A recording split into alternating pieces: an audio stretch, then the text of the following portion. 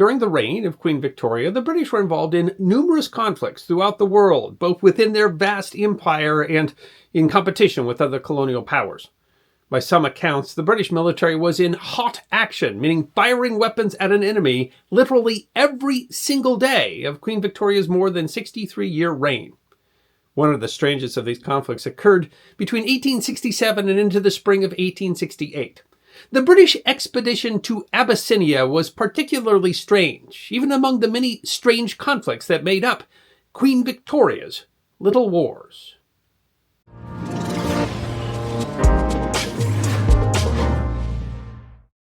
Theodore II, generally called Theodore in the West, represented a time of change in the ancient kingdom of Abyssinia, today called Ethiopia. While the Solomonic dynasty, which claimed descent from the biblical King Solomon and the Queen of Sheba, had ruled since the 13th century, for nearly a century, since 1769, the emperor had been little more than a figurehead in what was called the Era of Princes.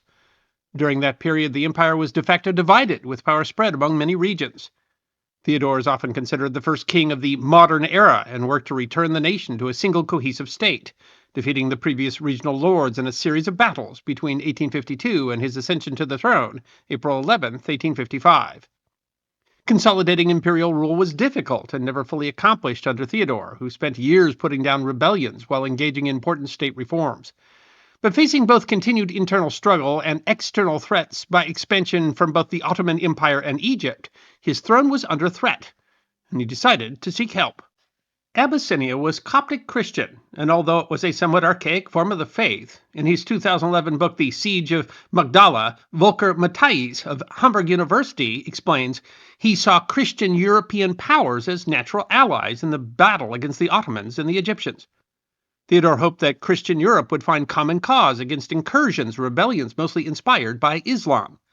In his 1972 work, Priests and Politicians, Donald Crummey, a professor of history at the University of Illinois, writes, in October 1862, Theodore finally made a decisive overture in foreign affairs by simultaneously writing to the principal powers. He proposed to send embassies with the ultimate objective of obtaining military alliances and agreements for technical progress. This was out of character, as Crummey notes. Hitherto, he had confined himself to slight correspondence and dealings with the consuls. As a symbol of how reclusive the kingdom had been, when the king sent the letters to European powers, the letters were written in the archaic Amharic language. For Theodore, these appeals were perhaps his last hope to maintain his kingdom. As Crummey notes, success might stabilize the situation. Defeat might pull out the last prop. But the attempt would end up working out badly for him. Letters were sent to Britain, France, Prussia, Russia, and Austria, but much of Europe seemed disinterested in the reclusive state known for internal strife. Matthijs writes, Theodore did not at first appreciate the divergence of Ethiopian and European strategic interests. The only immediate response came from France. Matthijs explains, the French, who he assiduously courted, instead supported rebel chiefs in the north who were more sympathetic to Roman Catholic missionaries. Crummey writes he was profoundly disappointed at his rebuff by France, but he would be most angry at Britain. Britain had, in fact, been courting the king for some time, as G.A. Henty, a special correspondent to the London Times, explained in his 1868 book, The March to Magdala. The British had first sent a consul in 1810 after Napoleon's invasion of Egypt, and in 1847 had established a consul, but during the time of the princes, when the nation was split. While the consulate had not been fully established under Theodore, the British had been generally optimistic and supportive of his reforms. Crummey explains, the king had long hoped for profitable relations with Britain, but Britain had other interests. While the British representatives may have been optimistic, protecting Christianity in East Africa was not high on the British government's priorities. They were seeking amicable relations with the Ottomans and had significant interest in good relations with Egypt, whose production of cotton had become vital as supplies from the American South had been cut off by the U.S. Civil War. In response to the emperor's letter, the British government simply dithered. Crummey simply writes, the British incompetently refused to reply. In 1972, noted historian of the Victorian era Byron Farwell gave a rather more colorful description of the lapse. Someone in the Foreign Office mislaid it, or it was forgotten, or no one could think of an appropriate answer. This was infuriating to an emperor whom Henty said had been described in the consul's dispatches as a man of good impulses and a desire to rule well and wisely, but of a violent temper and an inordinate pride in his kingly dignity and position. Crummy writes, while it was true they did also look to France and other Christian powers to the same ends, he had little encouragement in that direction, and consequently the bitterness of his disappointment was much less. Impatience at the British delay festered to eruption. Theodore's response was to start taking hostages. In 1863, he arrested British missionary Harry Stern. He was angry at Stern for various reasons, but Crummy notes the British citizenship was a real factor in the cruelty with which Theodore treated him. When the British consul, Charles Duncan Cameron, protested, he was arrested. The emperor then arrested all the remaining Europeans in his royal camp. A clumsy British attempt to negotiate went awry, and the envoy they sent was also arrested. Matthews writes, as the emperor's own hold over his empire deteriorated, he grew more intransigent. The Abyssinian difficulty, as Disraeli called it, threw the British government into a quandary. The detention of British officials at the hands of an African leader was considered to be a major affront to British prestige, and to be detrimental to the image that Britain wished to project globally. When an attempt to ransom the prisoners failed, the government decided upon a military action to rescue the prisoners. And he writes, it was not a war for which any enthusiasm was felt. There was no national glory to be gained, no national advantage. But a national stain was to be wiped off, and a party of our countrymen rescued from a position in which they had fallen by no fault whatever of their own, but by the disgraceful laches of the government they served. Therefore it may be said that England in general, if it did not enter heartily into the war and winced a little at the thought of the probable enormous expense, yet cordially acquiesced in its necessity. That is, because the Queen was slow in answering a letter, the Empire was going to war in a distant, vast, virtually unknown kingdom, while the world watched. Henty explains, the Abyssinian expedition has, from the time it was first determined upon, attracted an amount of attention, not only in Great Britain, but throughout the civilized world, altogether disproportionate to the strength of the army employed, or to the extent of the interests at stake.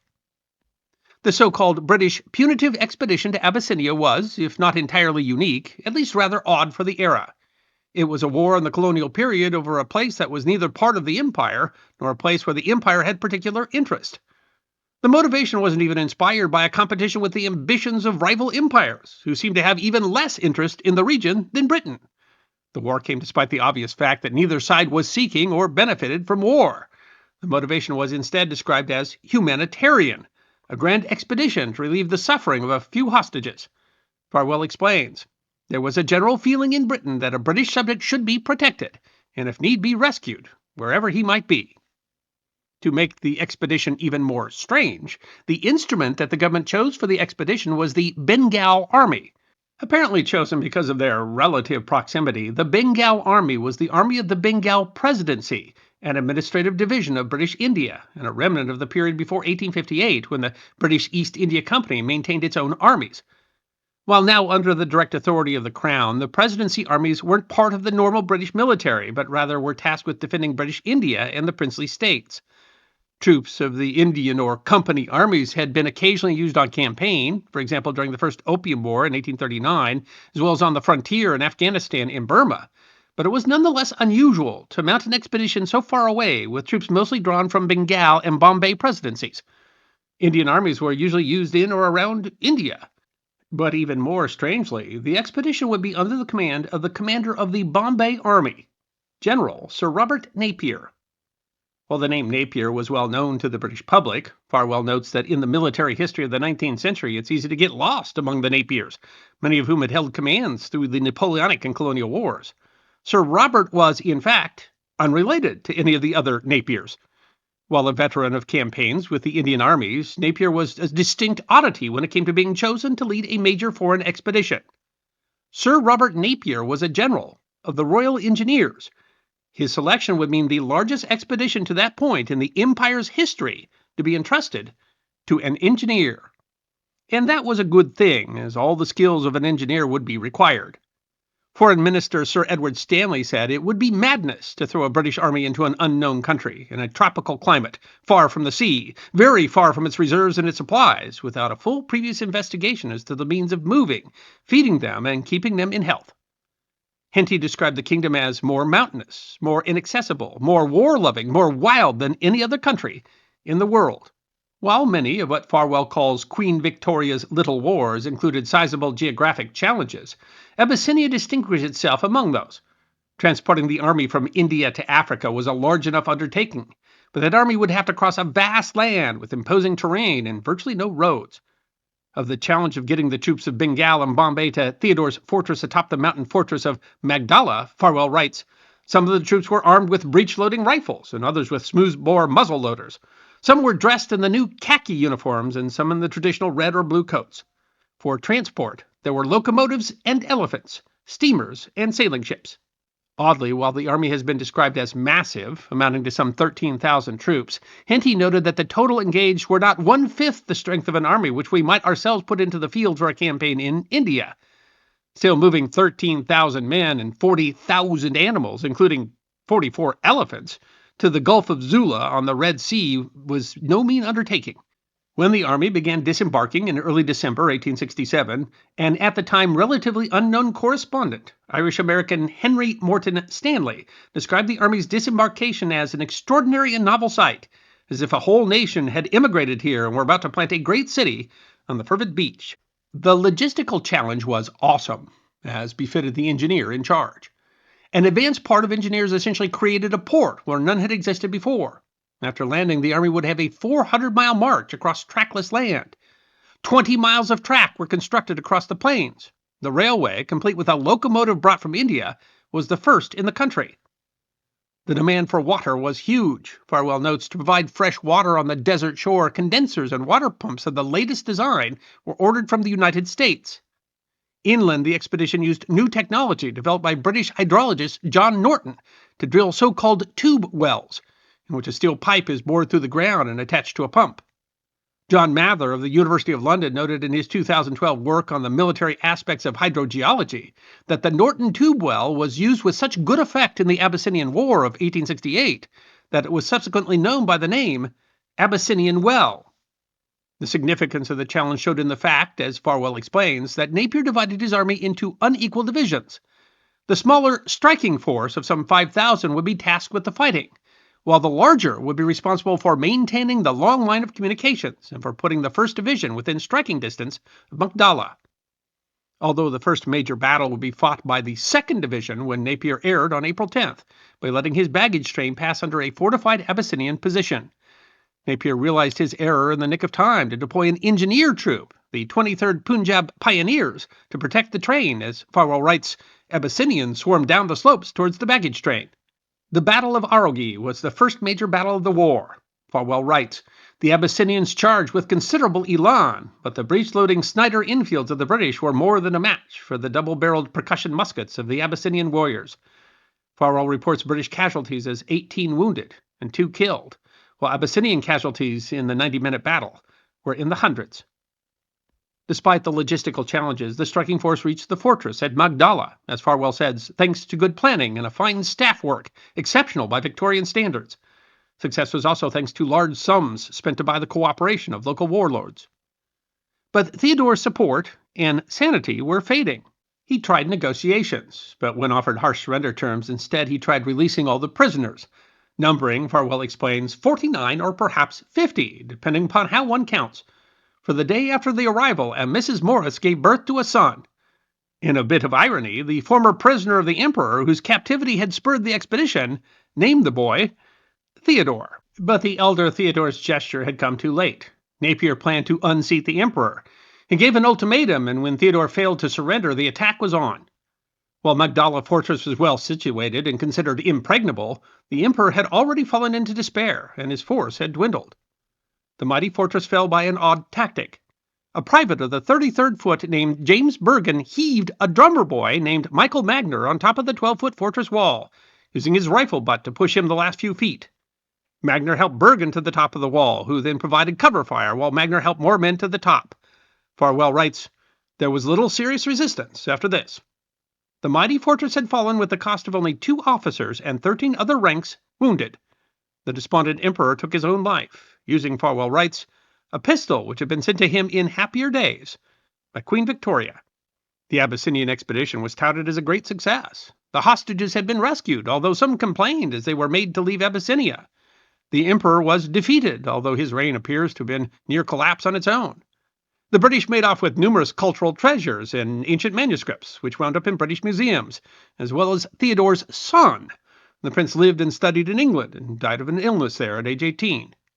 Napier was given a peerage as Baron Napier of Magdala. Henty opined, upon the whole, England may well be proud of the campaign.